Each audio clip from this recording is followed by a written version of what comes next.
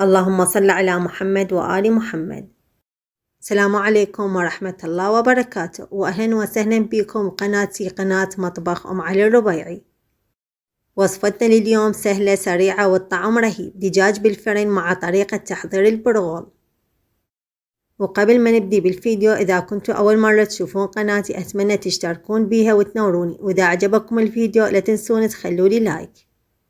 وأبدي بسم الله الرحمن الرحيم بالمكونات وطريقة العمل. أول شي هنا عندي دجاجة كاملة. أول شي غسلتها جيدا وأشيل منها العمود الفقري اللي يكون بالظهر بهاي الطريقة كما موضح أمامكم بالفيديو. وهنا عندي تقريبا 4 أكواب من المي حتى أغمر بالدجاجة وأنقعها. ملعقتين كبيرة ملح مع ملعقة كبيرة شكر. نص كوب من عصير الليمون. وأضيف ورق الغار. أخلي الدجاجة وأخلي عليها طبق حتى تتغمر كلها بالمي. أغطيها وأخليها بالثلاجة ليلة كاملة أو على الأقل 4 ساعات. هاي الخطوة ضرورية تخلي لحم الدجاج طري وأبد ما يبقى بيه زفر. وللتتبيلة أحتاج ملعقة من معجون الطماطة، ربع كوب من عصير الليمون، ربع ملعقة كبيرة كركم، ملعقة كبيرة بابريكا، نص ملعقة كبيرة ثوم باودر، رشة ملح مع رشة هيل مطحون، دبس الرمان تقريبا 3 ملاعق كبيرة، كجب مع إضافة ملعقتين من الزيت. وأخلط جميع المكونات. وبعد ما نقعت الدجاجة ليلة كاملة صفيتها من مي وخليتها بالمصفي تنشف، وأضيف عليها التتبيلة وأتبلها جيدا من الجهتين.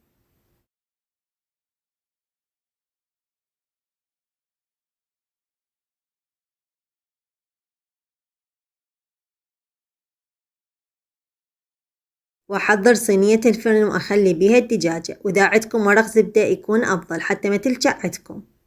وبهذا الوقت أنا محضر الفرن وحار، شعلت فقط الجو وما أقدر أحدد الوقت حتى تستوي لأن كل فرن يختلف عن الثاني، وإذا ما استوى الوجه تقدرون تشعلون الفوق للدقائق.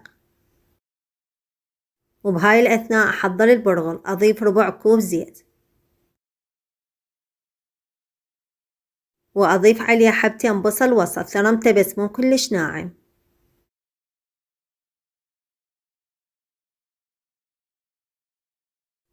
وأقلبه إلى أن شوية يغير لونه.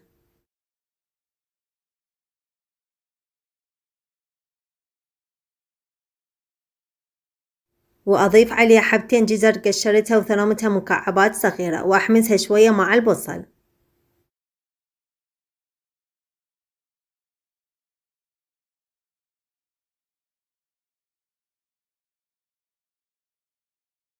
وأضيف عليه ملعقة صغيرة كركم.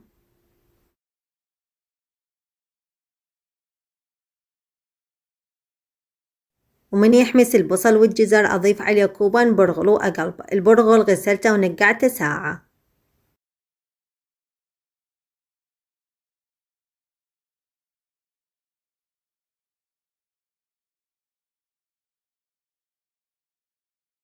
وأضيف عليه ماجي حسب الحاجة. أنا ما أستخدم ملح فقط ماجي، فاحتاجيت 3 مكعبات ماجي. وأضيف 3 أكواب مي فاتر. أحركه وأغطيه مني فور، أخليه على نار هادئة حتى يتهدر. طبعا كلش طيب تقدرون تطبخوه مو إلا ويا الدجاج.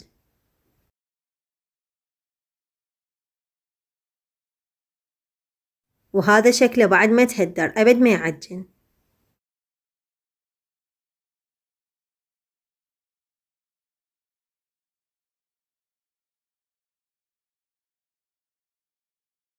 إن شاء الله أكتب لكم جميع المكونات بصندوق الوصف.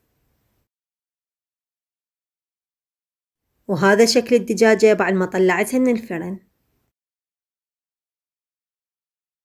طبعا مايعة مو بس مستوية، وشكلها كلش حلو وطعمها يجنن.